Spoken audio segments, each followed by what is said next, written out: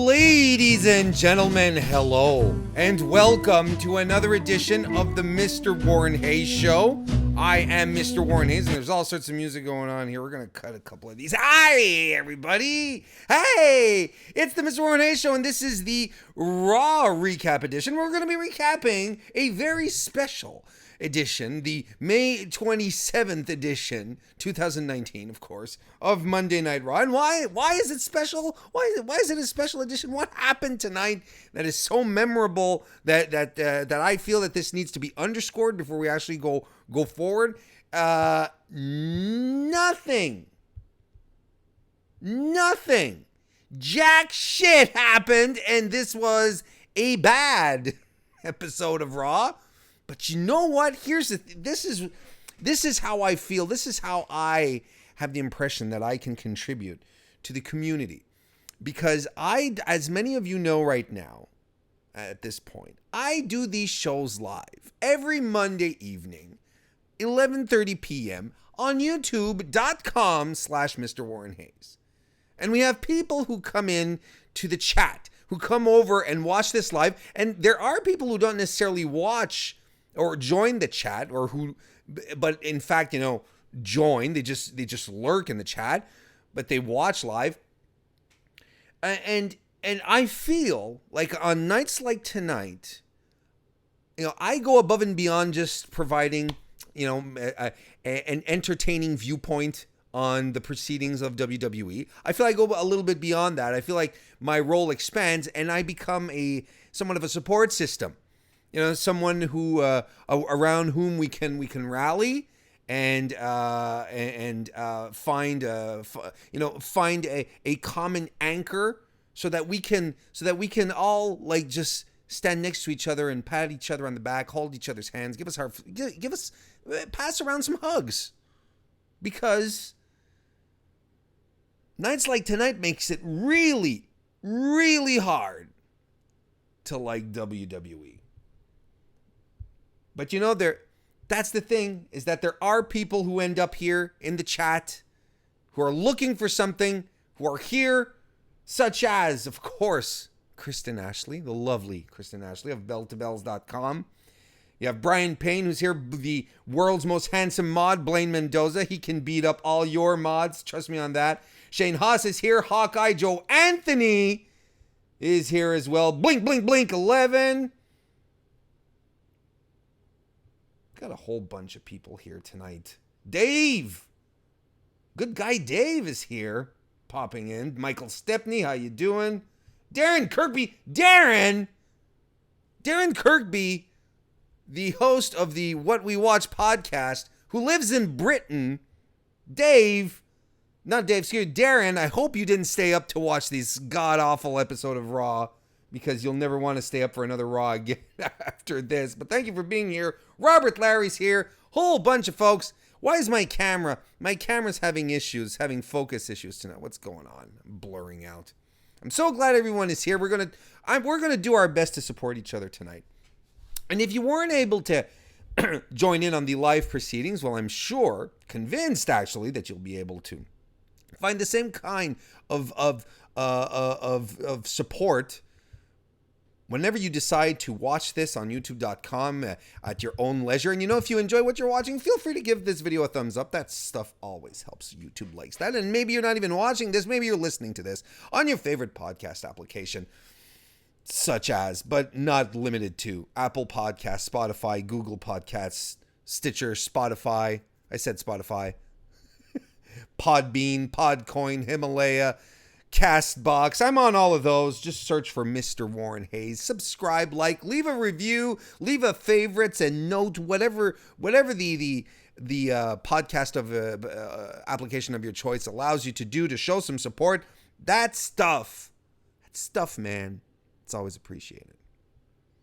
Tomorrow night is my SmackDown Live recap, of course, because we are going to have SmackDown Live tomorrow, being Tuesday, so at 10:30 p.m. Eastern, I'll be back right here on youtube.com/MrWarrenHayes. And I can only imagine that it will get better than this. I can only hope. Gotta tell you guys.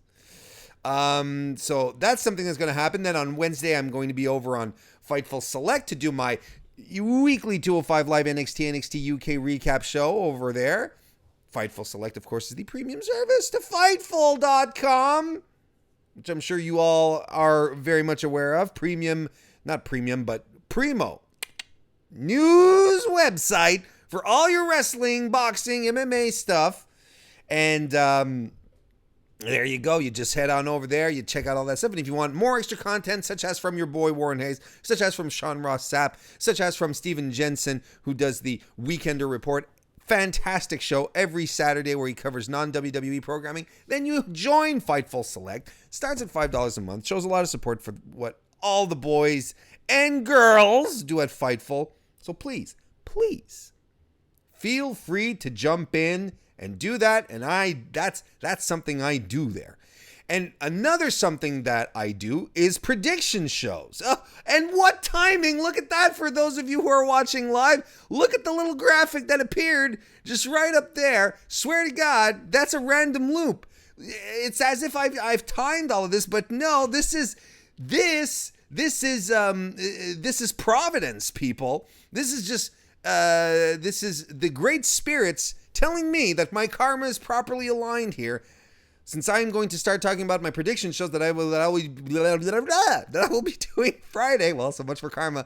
This Friday at 8 p.m. Eastern, right here on YouTube.com/MrWarrenHayes, I will be joined by none other than my pal Harmony Cox, who will be joining me to discuss Takeover 25, which happens this Saturday. And of course, I'll be joining the Fightful crew on Saturday evening for the post show.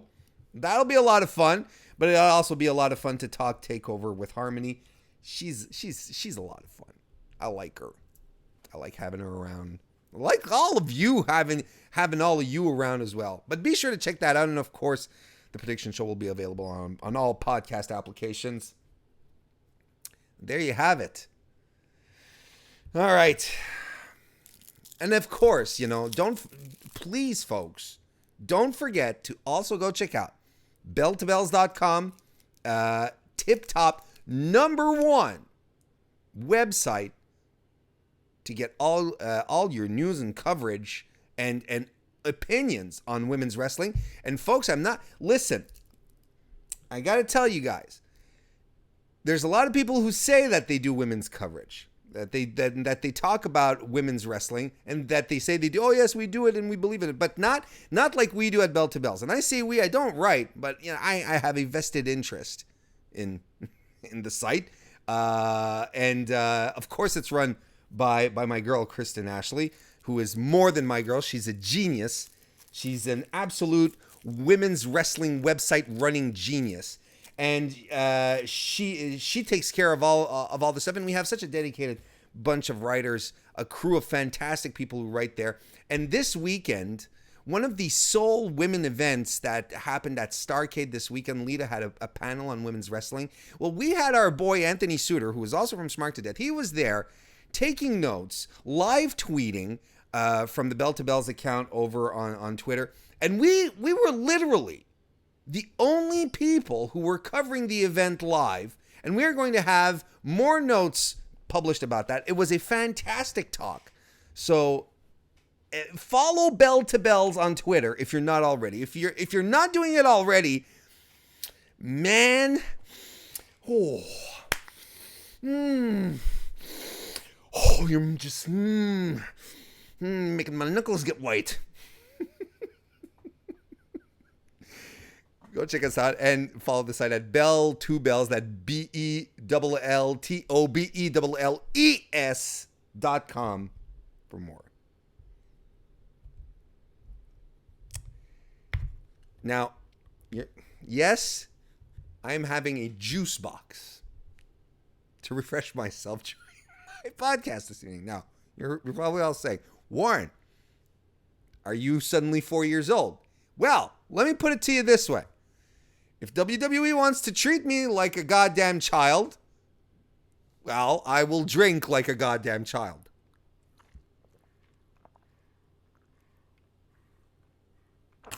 That juice box is not going to last me the entirety of this stream. Oh, boy. All right, ladies and gentlemen, are we ready to talk about Monday Night Raw? Well, that's what we're all here for. Shake the kinks out. Okay, so we're gonna have a good time. We're gonna have a good time. Oh no, don't worry, Kristen. The juice box thing it's not a thing. It's not something regular. It's part of my bit tonight. It's just a bit. All right, so WWE starts off with a Memorial Day tribute, which is something they do very well, and they do a lot of work with the armed forces, and it's not even it's something they do well. So that was fine. Nice little opening. And then the show starts off with a wild card. A wild card. The wild card rule, full effect. Kofi Kingston, WWE champion. Typically on SmackDown, folks. He comes over.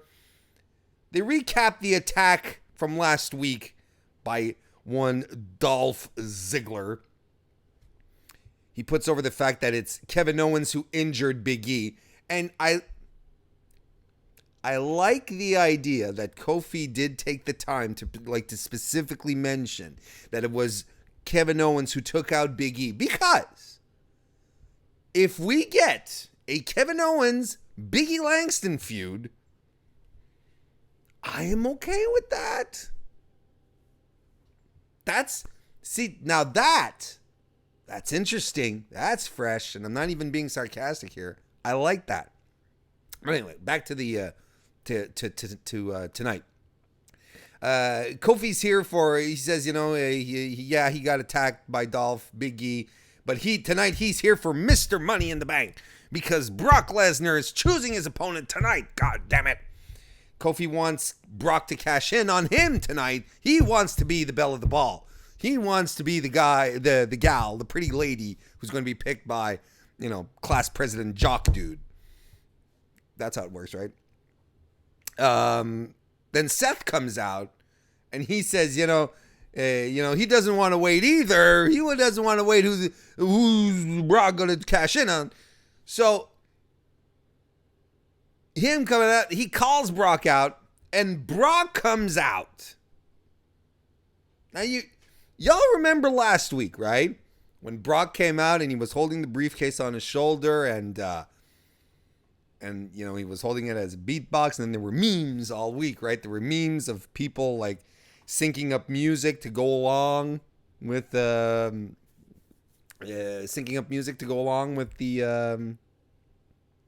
with Brock grooving. Well, they decided to go full in, right? They decided to go completely on the nose. They being WWE, and they created. Not only did they create a Brock Party T-shirt with the briefcase now looking like a beatbox, but the briefcake Brutus the Barber briefcake. Yeah. Not only does the briefcase look like a beatbox, or is it used like a beatbox? It is a beatbox now. So he comes out because it has two speakers now. And he comes to the ring, and he's got his sweater on and the hoodie pulled up, and he's trying to be all ghetto, I guess. And because they couldn't be subtle about it. He couldn't be just let the meme live through. No, it's like, no, we're gonna drive this one home. We're really gonna hit this one straight in the face. So So he comes into the ring, he being Brock, right? And his briefcase plays his opponent's theme music. So he comes in and he's not saying a word, but then Seth's music starts playing, or is it Kofi's? Kofi's music starts playing, then Seth's music starts playing, and this pisses Seth off, and Seth leaves. I wouldn't see why. Is it because the only reason I can come up with is because, Brock is playing Seth's music and he didn't pay Seth the royalties to be able to play the music on a public forum like that. That's the only reason why I think it'd piss him off that much. So eventually, so Paul Heyman is in the ring and he says, "Well, we came out here to try and do our best and tell you all of you who we were going to pick, but now that Seth's gone, well, it's his fault. It's his fault. The big baby, he peed on our parade, and yeah, we're not going to tell you." So he leaves. Paul and Brock. Now, the one thing that bugs me here, because my camera's really annoying. Give me a second here. I think it's just having trouble focusing. And then if I do this, apologies for those of you who are not watching live. Because you're probably like, what the hell is he talking about? His camera. And just hear his disembodied voice. And the camera's being a bit of a jerk tonight. If I was constantly moving in and zooming in, so it's as if it's having trouble focusing on me. None of you have trouble focusing on me, do you? There we go. So apologies for this. Maybe this will fix it. Don't see my Rusev Day shirt though. See, this is why they say, always have a plan B. There we go. Hi, how you doing? Welcome to MrWarrenHayes. Okay, all right. It should be. Doesn't look as bad. We'll see how it goes. But the camera focus was being annoying. I apologize, everyone. I really do. So okay. So now we have Brock with the briefcase, and now knowing what we know later with what happens. No, I'll get to that later. I'll get to that when we get to Brock's second appearance.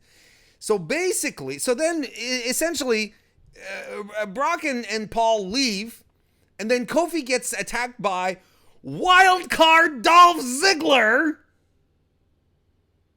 who runs in, but then Xavier Woods runs down to help out because Dolph is putting a hurt on your boy Kofi. And then we cut to commercial. Back from commercial, Kofi's being helped up the ramp with Xavier Woods, with officials. But then Dolph appears out of nowhere again and goes after Woods. Woods fights back. They brawl all the way back to the ring. There's a big old brawl around the ring. To the audience and stuff. And then Dolph starts cracking chairs across Woods' back. He beats him up with it. He wraps the chair around Woods' head so that, kind of like what Dolph did to Kofi last week. Kofi runs back down. He just runs back down to the rescue. Dolph heads for the hills. So basically, and then Dolph cuts a promo, because then we go back to commercial, and then we return from commercial, and Dolph cuts a promo again, kind of like what he cut last week on SmackDown, where he says, it should have been me, 11 years, I've known you for all this time, Kofi. You're not a bad wrestler, but you're fine, you're okay, I respect you, but it should have been me, right? So basically, what tonight's Raw was, what the opening segment was for the first half hour of the show, we got basically the opening segment of last week's Raw combined with the ending segment of last week's SmackDown and combined into some kind of uninspired, creatively bankrupt Voltron. Some kind of robot Avenger that just stands there and does nothing.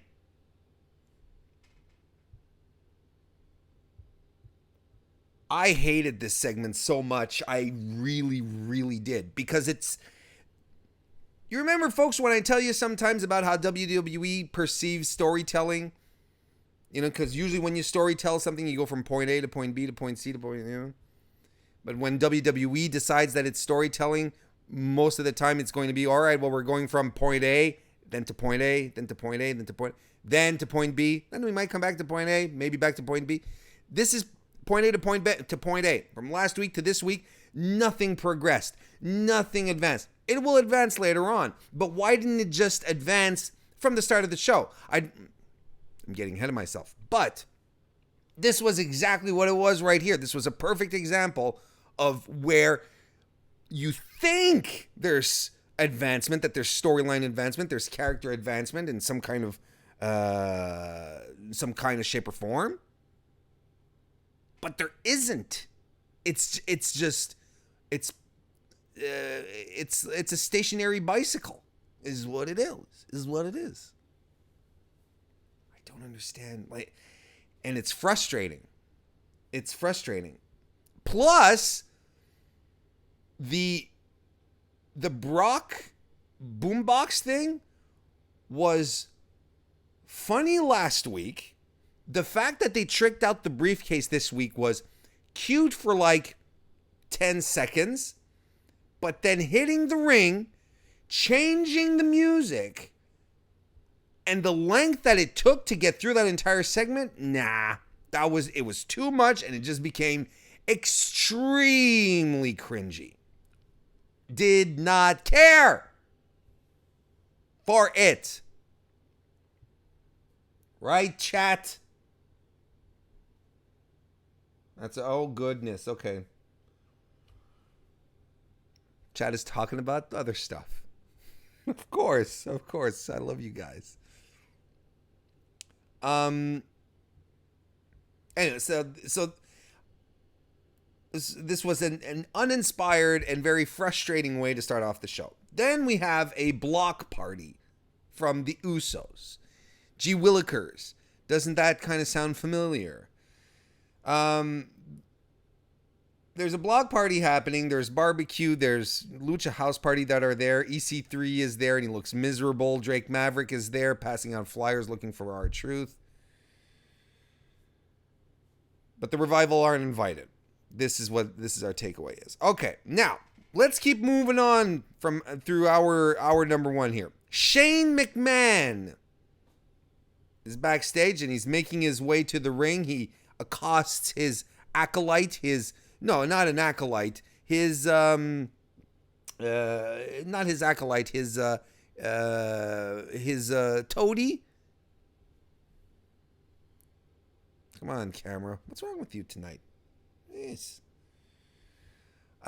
He accosts Drew McIntyre, his hired help, his bodyguard. He says, "Come on, we go to the ring. We have a match." So they walk backstage. They go to Gorilla. His music hits. He walks out. He being Shane, Drew out first. Walks out, and then as he's coming out, he's like, no. Bye. He goes back. He walks back. And I'm like,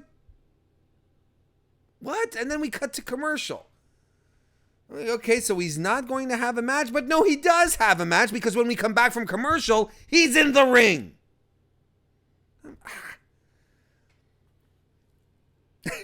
I don't understand.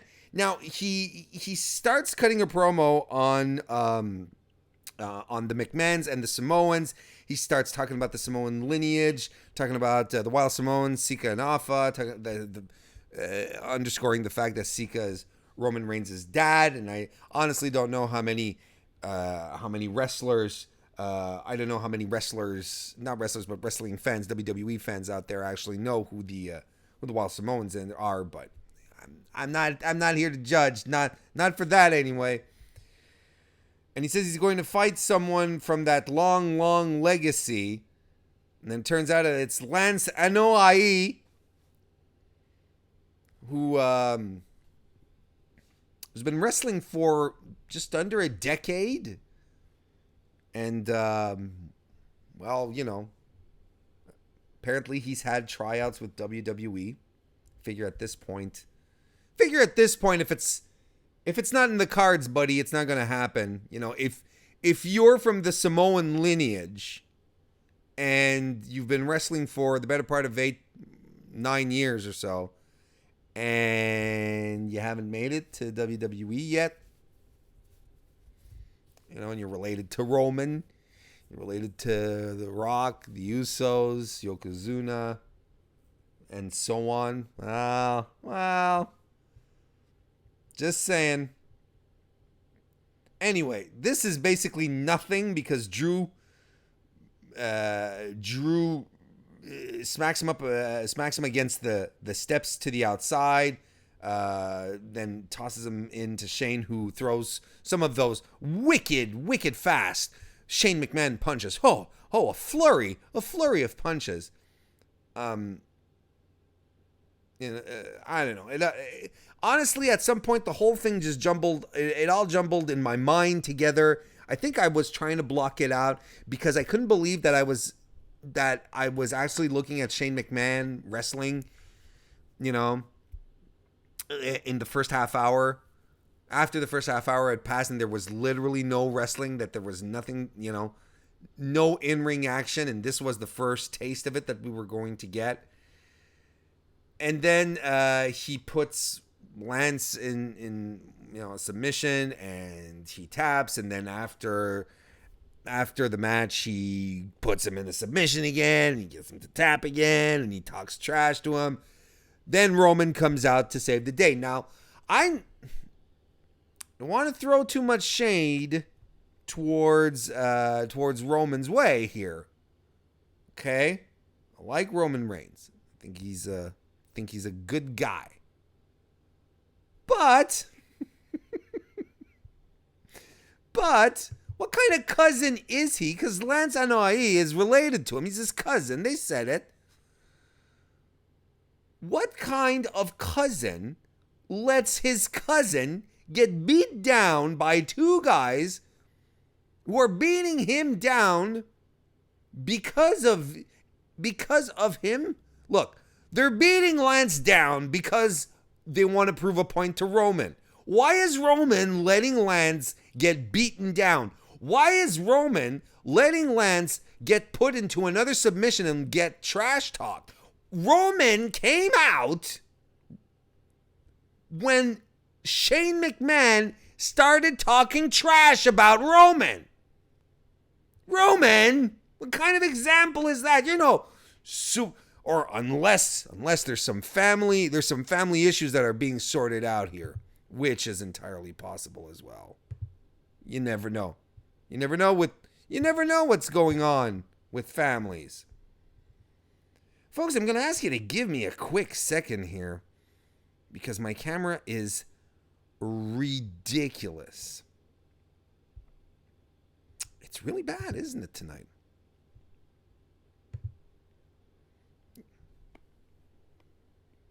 There we go. I think I'm just going to turn off the... There we go. I'm going to get rid of the autofocus here. There we go. No autofocus for you. That should do the trick. Apologies. This has been really ridiculous this evening. But, you know, at the MrWarrenHayes show, we aim to please. And we want to please all of you.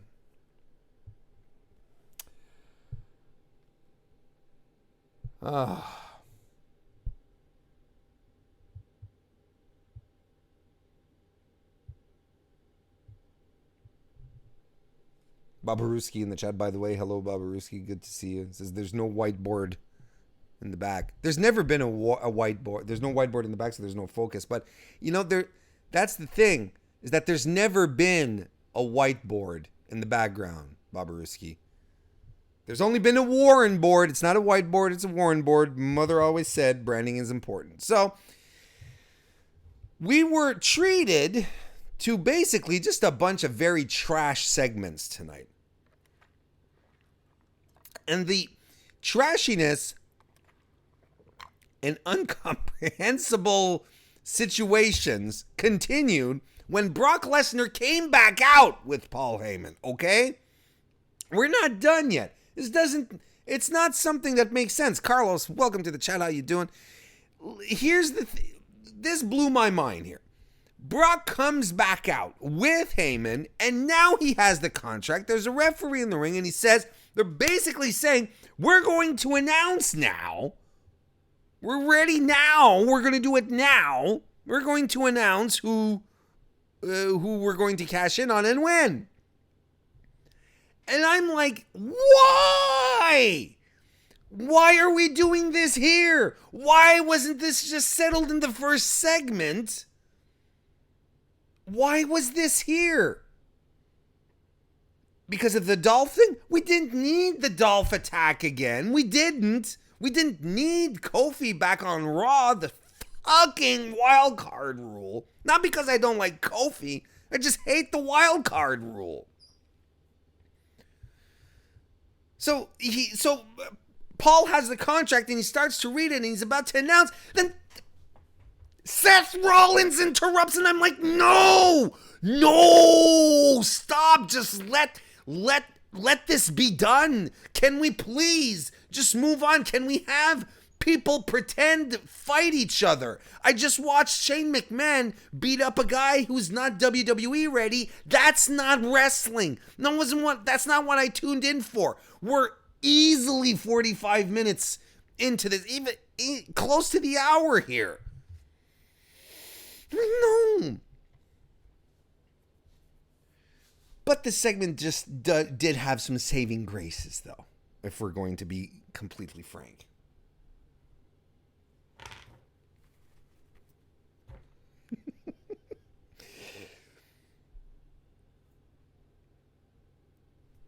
Seth starts calling Brock out. You know, he calls him a joke, you know, and in the meantime, Brock is trolling him. He's just going, you know, he's doing these and taunting him. And you know what? Okay, well, look, trolling Brock Lesnar is fantastic. Like, honestly, he's fantastic. This was fun. So, but basically, Seth taunts him enough, it gets in his head, and you can always tell when Brock is having a good time. Brock was having a good time. He was enjoying himself, and he got into the mood. He was into this. He got pissed at Seth. He was like, yeah, you wanted me to cash in now? I'm going to cash in now. But then Paul starts reading the contract aloud to the referee, and then mentions the stipulation that Brock has a year to cash in, and Brock says, wait, hang on a second. I have a year? And he shows the contract, and then Paul is like, yeah, it's right here in the contract. He says, I have a year? Paul says, yeah, you have a year. I thought I had to cash in now, but you're telling me I have a year. He says, yes, you have a year. So he yanks the paper out of Paul's hand, and he just swats him across the head with the contract, which got me to pop. It was the first moment. It was the first genuine emotion that I felt from the start of the show, outside of lingering frustration. That was hilarious. And did he smack him across the head with that sheet of paper too. The first swat that Paul took, it was a full on sheet of paper across the cranium.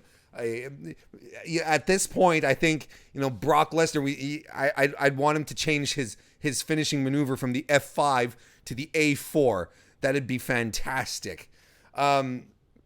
So basically, Brock is like, okay, well, look, you guys are pressuring me into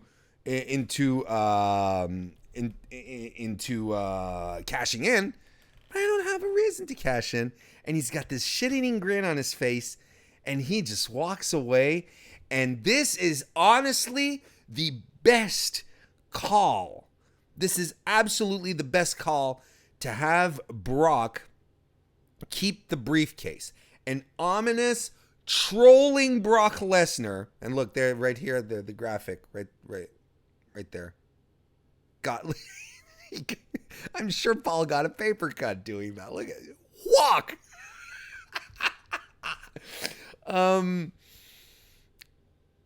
Honestly, having a looming Brock Lesnar just ready to pounce at any given moment is the absolute best reason to keep the briefcase on him.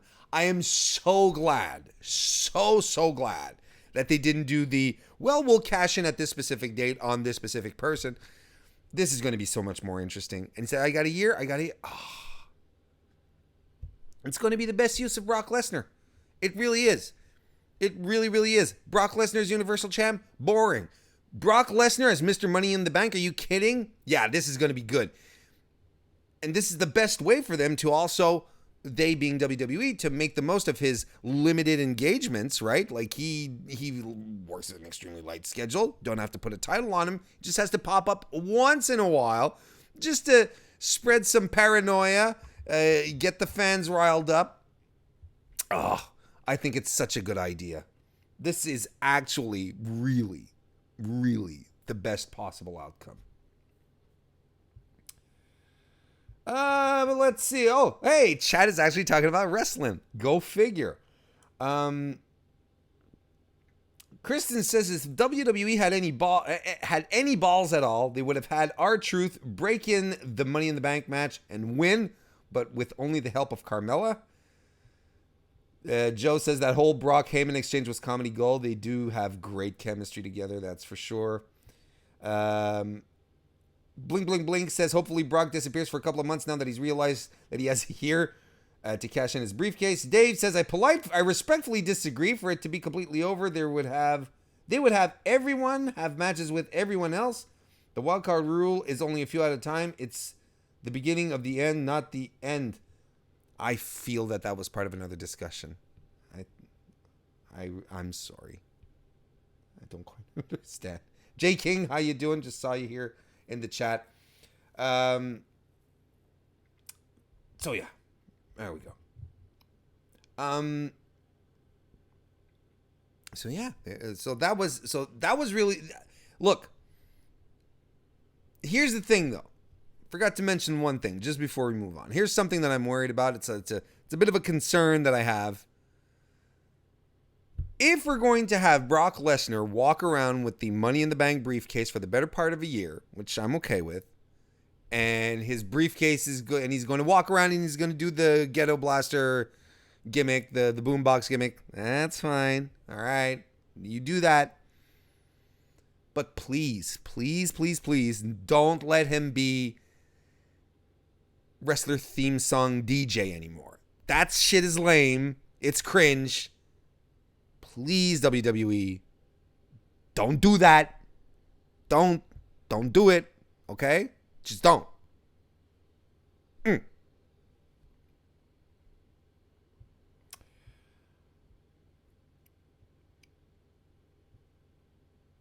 Oh, Anthony, I will mock you in the... I'll mock you, especially in the chat, with any kind of condescending tone I want. By the way, did you get your face fixed?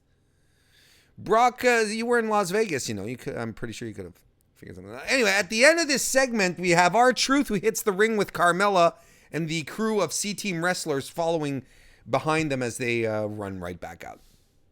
I'm going to have thoughts on the 24/7 title in just a minute.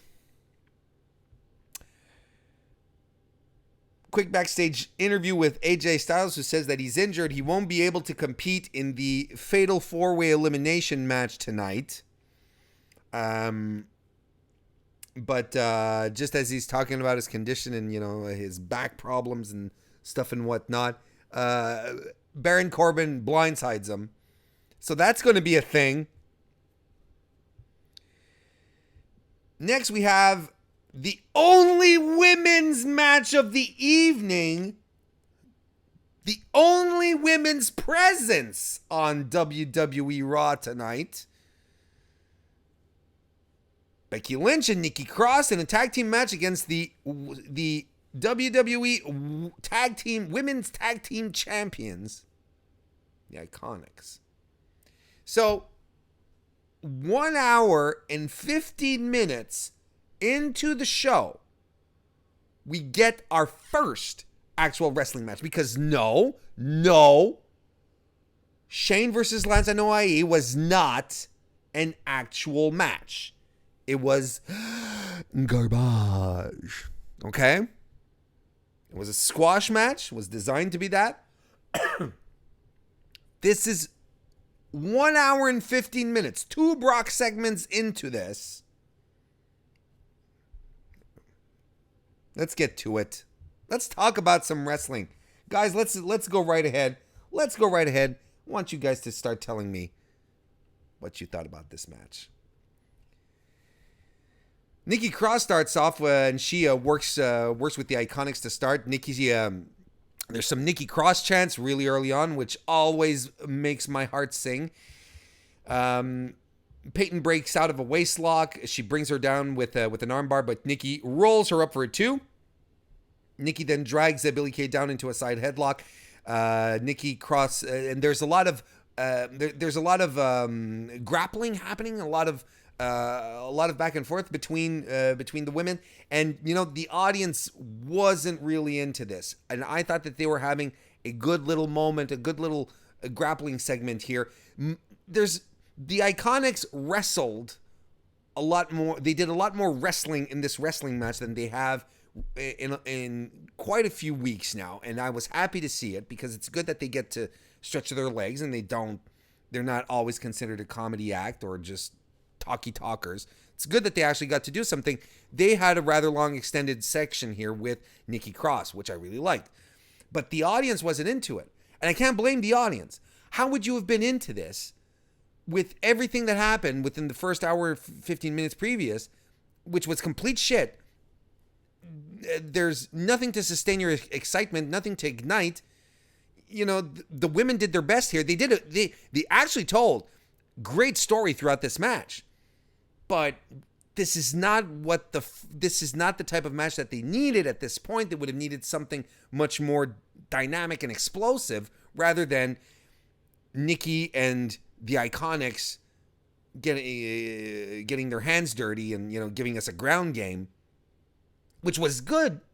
And I think in any other circumstance, the audience would have been more into it. But now they were just chomping at the bit, and you could tell a little later on in the match that they were ready. They were just ready to cheer for anything, but they didn't cheer for anything. They cheered for good reason. Nikki Cross hits a crossbody off the apron onto both Iconics on the floor, and man, her leg lands square, her upper thigh square on Peyton Royce's face. Ooh, that must have hurt. Back from commercial, the Iconics are in control of Nikki. Peyton pushes Nikki Cross, unfortunately, accidentally, into the hot tag to Becky Lynch, who takes out everyone, and the crowd explodes for Becky. They were just waiting for a reason to get excited for anything. Turns out they got excited for Becky Lynch, and that's a goddamn good reason to get excited. Becky hits a mule kick, Exploder. The crowd is alive. She hits a snapmare on Peyton, does a second turnbuckle leg drop, double team face crusher off the knee by the Iconics on your champ. Becky gets covered, but she kicks out at 2. She goes for the disarmor on Peyton, but it is reversed by Peyton. But then Becky Lynch follows up with a new finishing maneuver, a kind of a pump handle slam. I didn't see much of the pump handle, but Becky calls it the manhandle slam, because of course she does, because she has the best names for her finishers. And she covers Peyton, and they beat the Iconics. And at the end of the match, Lacey Evans comes out for her stroll. That gets Becky Lynch incensed. Nikki Cross holds her back. So we are not done with Evans versus Lynch, and I'm okay with that. I am okay with that.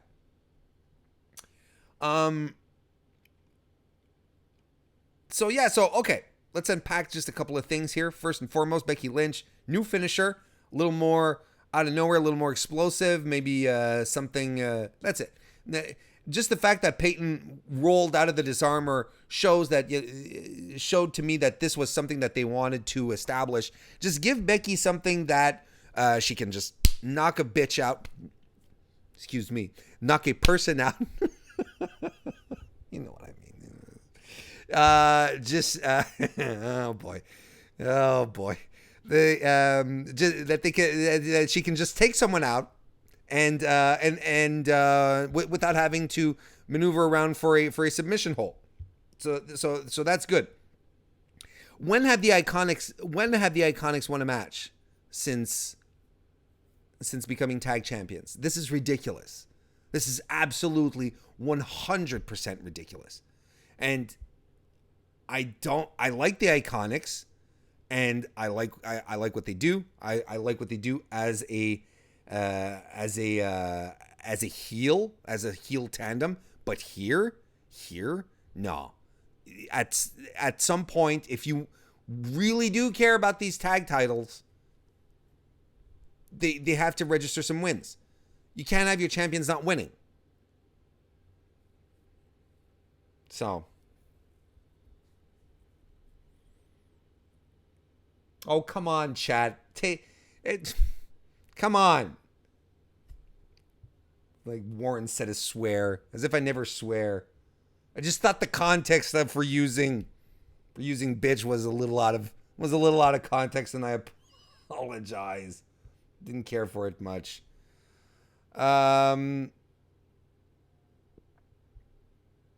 Let's see here. Let's see. Were you guys talking about the match at all? Chat, do you have any content for me here?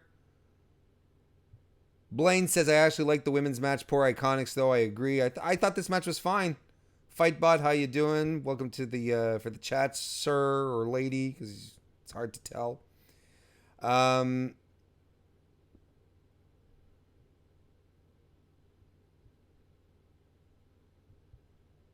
there we go. And not much going around.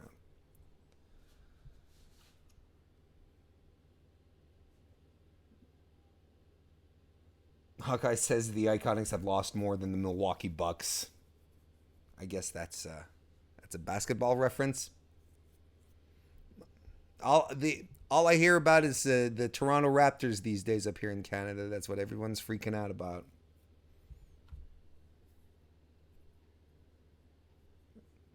All right.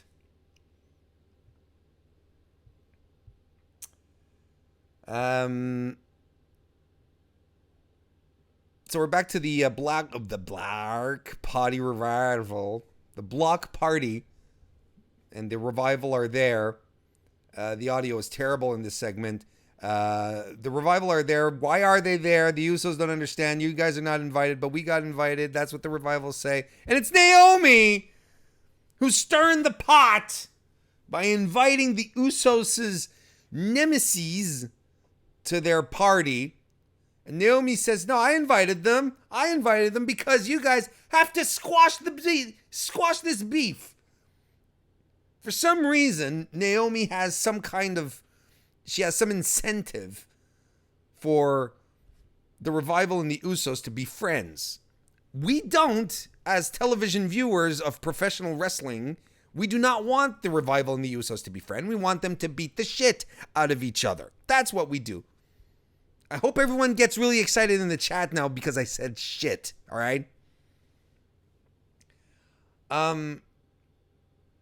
So this kind of felt, it's like, why?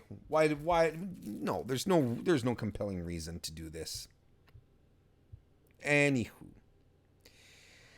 We had Ricochet then face off against Cesaro again, and I'm okay with this. There's a Fosbury flop early on by Ricochet. Cesaro, back from commercial, has Ricochet in a stretch. He lifts Cesaro Cesaro lifts Ricochet by his neck from between his legs and overhead slams him. This is what works well with. This is why these two work really, really well together. Ricochet's a smaller guy. He's light. Cesaro he's taller than him, and by God, he's strong, and he has his technique down to a science. So they're able to do some batshit shit together. Ricochet outmaneuvers Cesaro quite a bit and super kicks him. Hits a springboard diving elbow, covers Cesaro for 2. Hits a standing shooting star press and covers him for 2. Ricochet goes up to the top rope but eats a European uppercut followed by another one. Some shenanigans ensue up on that top rope. Ricochet ends up going for his 630 splash, but it's avoided. Cesaro steams towards him with a European uppercut that sends Ricochet flying into the turnbuckles. That looked good. Cesaro picks him up, puts him in a torture rack position, gets him into a powerbomb position, but Ricochet reverses it into a sunset flip bomb, which was really cool. Cesaro then tosses Ricochet out to the floor. Ricochet gets back up. He handstands on the apron, wraps his legs around Cesaro's neck, like basically like a head scissors, right? And lifts himself, crunches himself back into an electric, like an electric chair position, spins around, and then it's not quite a Canadian destroyer. It's not quite a sunset flip bomb. Was it a Hurricane Rana? Guys, you tell me. But Ricochet gets the win on Cesaro here. That was fun. That was small match, but these guys pulled out. They just decided to do some stuff that we don't usually do, and it felt so good tonight. This was a shining moment here. We were all better off tonight. See, Blink Blink Blink said this was one of the best matches of the night. Michael Stepney says Ricochet Cesaro was a good match.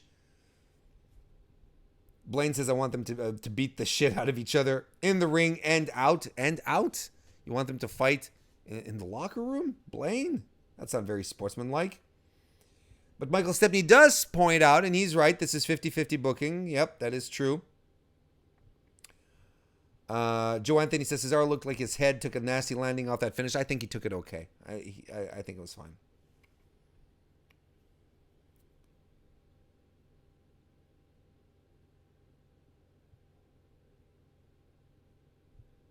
All right. Now we find out next week that Rey Mysterio is going to be forced to relinquish the U.S. title because he's injured. And then Joe comes out to say that he'll be there next week to take it back. So within the better part of 1 month in WWE, folks, the SmackDown Live tag team titles have been vacated. The NXT tag team titles have been vacated. And now the U.S. title has been vacated. That's a lot of vacating for a month. Next, we have Miz and Braun Strowman who cut promos. Miz reveals that he's going to be a father once again. Congratulations, Michael Mizanin. Good job, sir. And to Maurice as well. Excuse me. Might need a little juice here. I'm almost done.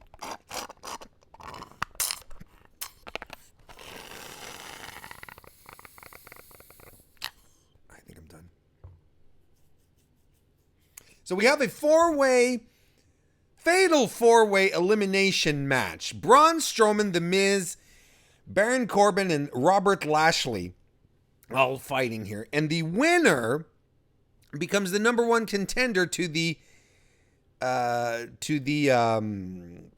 Universal title, actually to fight against Seth Rollins at Super Saudi Show, whatever it's called.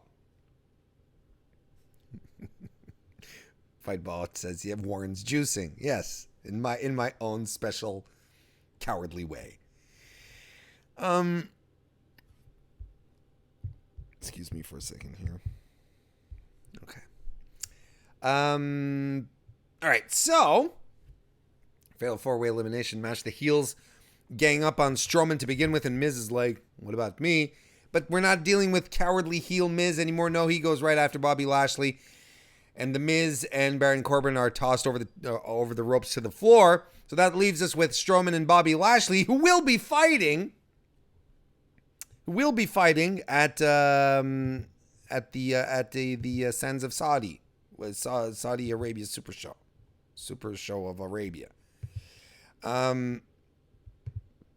So there's some test of strength between both big guys.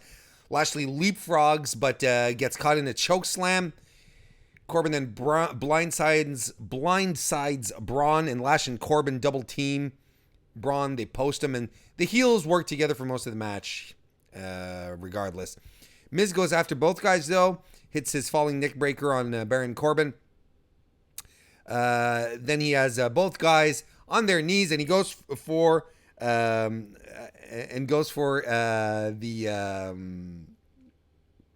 yes kicks. Corbin ducks the big one, though, and Corbin backdrops Miz, covers him, but only gets 2. There's some more double team that happens. The heels keep Braun mangled on the floor. There's some top rope shenanigans that ensue as well, but Braun runs in off the floor and hits a Tower of Doom. Gift that.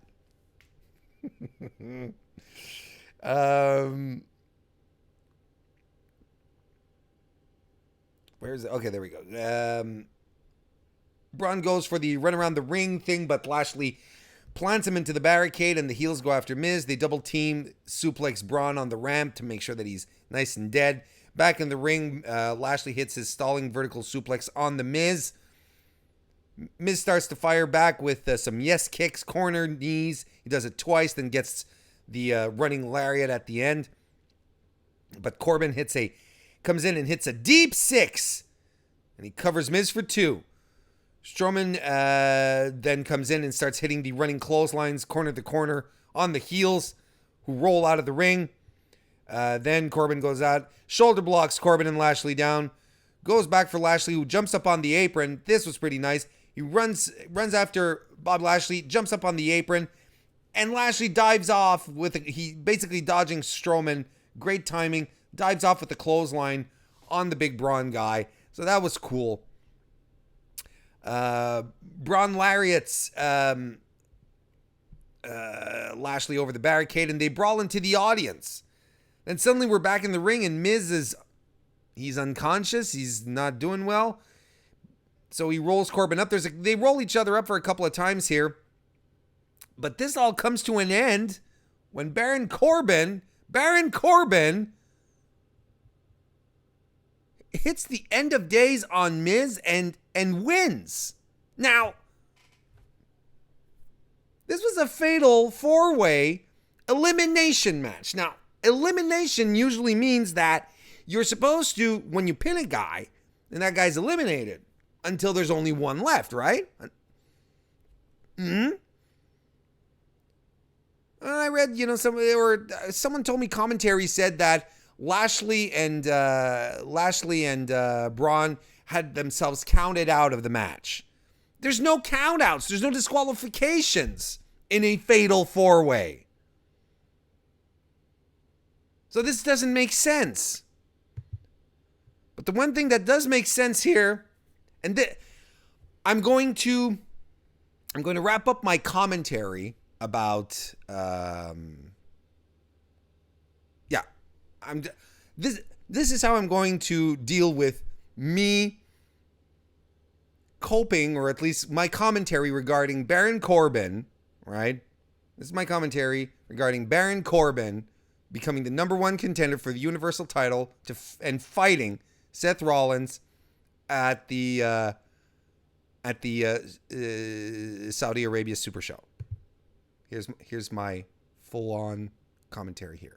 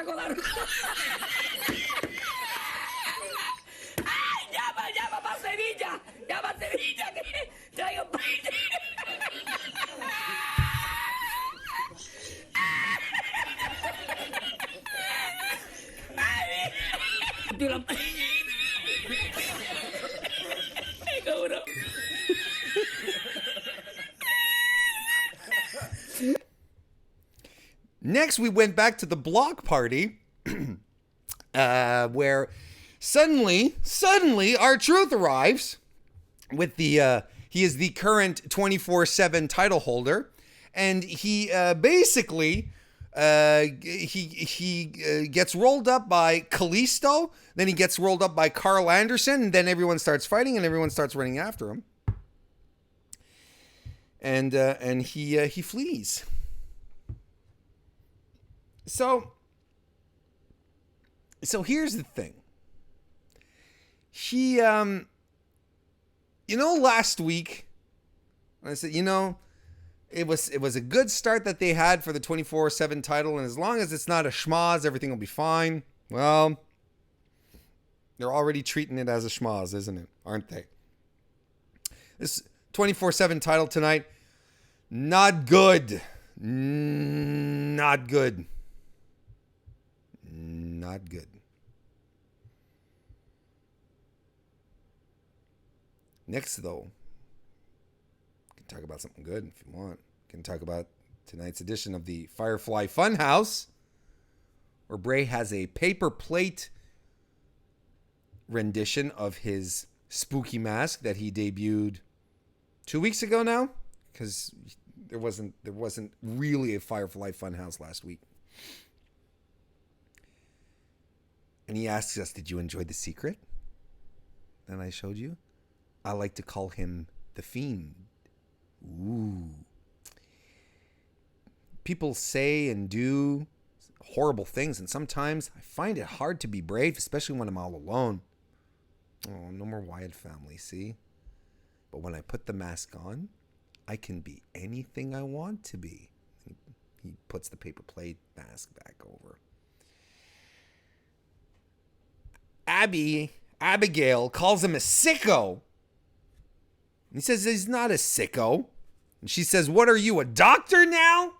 Then he sort of pops down, pops back up, and he is a doctor. And he says, "I have a diagnosis. Abby the witch, you are a bully." And Abby says, "Why won't you let me rest?"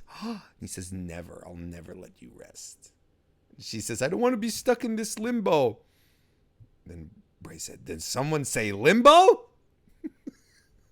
So then you have two kids who have a limbo stick, two very unenthused, bored-looking kids who are holding the stick, and one kid is like, he's really short, and he's holding the stick at the very top of his arms are fully extended. And Bray does the crab walk under them. It was a fun little creepy segment. Anyway, this has been working for me. And yes, I did go get myself some water. It was all part of the juice box bit.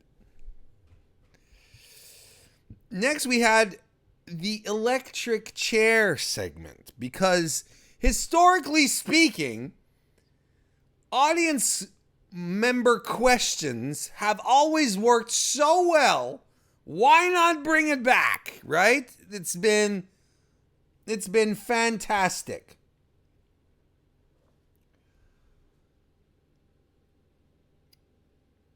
So basically, Graves says, you sit in the electric chair. I don't know why it has to be an electric chair to begin with. And he says, no questions are off limits, no matter how controversial.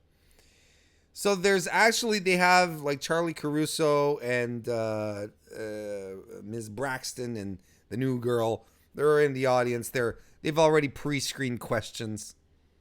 So the first guy comes over and he asks Sammy, "When is your retirement date?" And Sammy answers, "Are your mother and father related?" Then there's another girl. Her name is Izzy. It's not that Izzy. It's another Izzy. She says, "Do you miss the ginger snaps from Mixed Match Challenge?" And he says, "Oh, you want me to talk about Becky Lynch, or you want me to talk about Seth Rollins?" I didn't quite get that. Then there's another guy, Mike, who says, "How does it feel when Braun Strowman destroys you? Woo!" And he says, "I prefer to punch you in the mouth." And then he starts talking about how America sucks, and he says, "We could settle this like men, but what you're going to do is you're going to sue me," and something about healthcare, because of course. Although he did admit in this segment here that he did admit to being a very tender lover. Then the last guy asks him, why have you not won the Universal title yet? He says, I could win the Universal title at any time. And basically what he says here is like, you guys you asked me such boring questions, such dull questions, when you could have been asking me, what do you think about AEW? And then oh no, WWE mentioned AEW. Oh, they concur that they exist. Oh no, what are we going to do? There's no, nothing to get really excited about. If they had pushed it a little bit, would have gotten interesting. But just dropping the name, I don't know. And especially when you know that everything that goes on TV is scripted and heavily edited. Like, this doesn't go out without Vince saying okay about this. Doesn't shock me. Honestly, would have shocked me if they would have started like really dropping names, like themselves taking a couple of shots at perhaps dropping some Rhodes names or Kenny Omega or Jericho or stuff like that. Maybe talking about Dean Ambrose. Then I'm like, oh, okay, but no, they didn't. There wasn't much to it.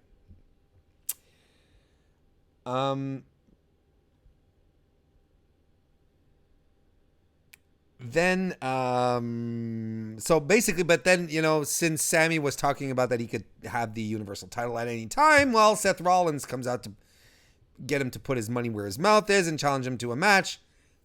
And we have a match, Seth versus Sammy, which starts with Sammy giving us a good old-fashioned stall. And as you know by now, ladies and gentlemen, I like myself a good stall. He eats an elbow, some chops by Seth. Seth beats Sammy out on the outside, but he gets back into the ring. Gets him back into the ring, but Sammy goes back out to stall. Of course. But Seth does eventually get him back in. Seth actually does some joint manipulation in the ring, which we don't see very often from Seth.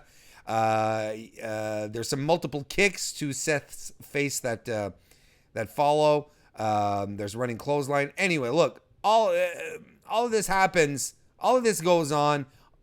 Some explosive offense by Rollins, who starts diving onto Sammy onto the outside, goes back in, dives again, but oh, gee willikers, whole bonkers, he tweaks his knee on his landing. Oh, gee, boy, wow, I'm so psyched again to see that one, to see tweaked knees again. Oh, wow, schmucks. Schmucks. So basically, we get back into the ring, and Seth is playing off that his injured knee, that it's injured, and I mean, credit where credit is due. He's selling the injured knee like he got a baseball bat to it. It worked for the rest of the match. That was the story here. How will he be able to overcome with a bum knee? He tries to powerbomb Sammy, but it doesn't work.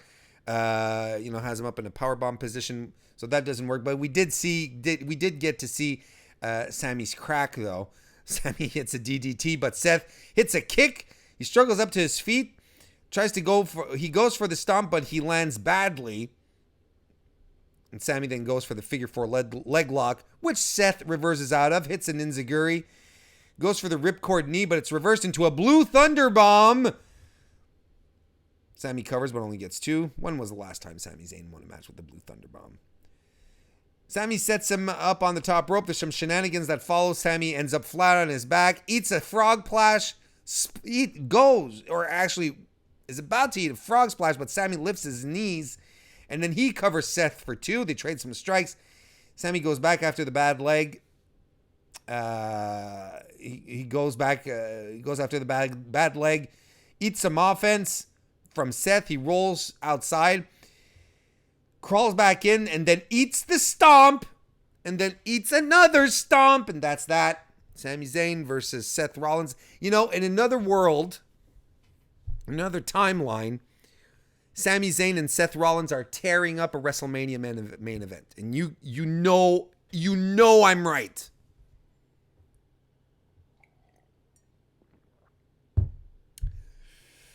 So, someone told me recently that when I do my recaps, they're fun because I always give the impression that Raw is more fun than it actually was. And in some cases, I play along a lot and I do a lot, I lay it on a little thick, but so there's some fun stuff that happens on Raw, right? And, I'm like, oh, this wasn't a bad episode, but this was not a good episode. This stunk. This stunk. If you really, really want to tune in just to see a couple of things, I'd say Cesaro and Ricochet, and that'll take you all at the most, 6 minutes? Super short. If you're a Firefly Funhouse fanatic, I say check that out. But there's, just as parting words, right? Because I think it's important. I think it's important that just before we go our separate ways here, that we just remind ourselves, fuck the wild card rule, okay? Fuck the wild card rule. And fuck double segments as well. Because I'm going to tell you, right? Look, just few names here. Cedric Alexander hasn't been seen since he was called up, since he had that one match against Cesaro that he lost. Right? Then the Raw Tag Team Champions, they weren't on tonight either. We haven't of course, Rey Mysterio is injured. Bobby Roode, who was someone in the midst of a push, nowhere to be found as well. Samoa Joe just comes out for a 3-second segment and leaves. What? These are people that are being left off the show, that are on Raw, that could be doing something a little more interesting than what we usually see, but are being kept off the show, and are being kept off so that we can have room for Kofi and Dolph and Roman. I have nothing against these people. That's not the problem. Kofi, I love him. Love Dolph. Love Roman. It's fine. But they're taking up space for other wrestlers. They just are. They're just taking up room that could be used to build up other stars. Or just remind us that these people exist. When's the last time we saw the Raw Tag Team Champions on Raw? We've seen the Usos in the Revival, sure. And I mean, we see a bunch of wrestlers in the 24/7 thing. EC3 is still puzzling to me. It's still a mystery to me what they're doing with him or what they're not doing with him. Why'd they call him up in the first place? They've done nothing with him. Like, of that crew that they did call up, Lars, Lacey, Heavy Machinery, EC3, and Nikki Cross, EC3 is at the bottom of the barrel. And I'm just talking about the guys here, because then we have the plethora of women who weren't used tonight. Alexa, right? Dana Brooke. Is her push already finished? Because, they could continue to capitalize off of the great the great feeling that we had for her that was generated with Money in the Bank. Natalya wasn't on the show. Ruby Riot's still not up, but she's injured. But Sarah Logan, where is she? You have Lacey just come down for a strut? No, we could do something. It's all very strange. It's a very, very strange time in WWE. It's a very, very strange time. And if you're wondering, I had a lot of fun watching Double or Nothing this weekend. Did a full review over on Fightful if you want to check that out. I did it with Alex Pulowski. I thought it was a fantastic show. Fantastic show. So if you haven't watched it, I think you should. Go check it out. It was a lot of fun. And just avoid Raw if you haven't watched it already. If you're waiting for my assessment, hopefully SmackDown will be a lot better, and hopefully that you'll come over and join me, and that you'll be here with me on the SmackDown review tomorrow, Tuesday, 10:30 p.m. live right here on YouTube.com/MrWarrenHayes, and we'll leave it at that. I want to thank everyone so much for joining me in the chat, and everyone else in the chat tonight. Everything was very, very lively. We're finishing off nothing like finishing off a Raw review with the chat chanting AEW, AEW, AEW. But this is the kind of evening where WWE makes it so hard to love it. So, but thank you all very, very much. You people in the chat, those of you who come join me live, you don't make it easy. You don't make it hard. Excuse me. You don't make it hard to love you. You make it very, very easy. Thank you all so very much. Thank you for listening, either on your podcast application or later on YouTube. Ladies and gentlemen, it was a pleasure, and I'll see you next time.